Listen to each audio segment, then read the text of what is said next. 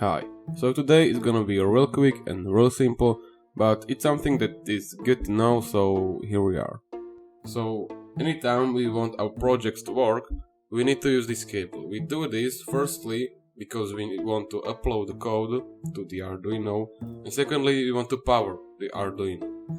But if you don't want to change the code, so you don't want to upload anything new, then it is only for powering the Arduino. And I don't know if you noticed, but electricity is literally everywhere. So today we're gonna learn how to use this battery to power any Arduino project we want.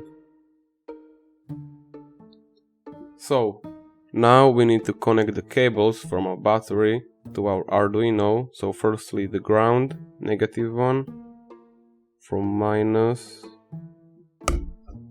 to G and D, and now the positive one from plus to this new pin called win. And after our cables are connected, we have here this switch on and off. So now if we want to power our Arduino, we just click switch on and it's done. Our Arduino is working. You can see the LED is blinking here. Yeah. And that's it. Only 2 extra cables. Not that bad. Go have fun with it and goodbye.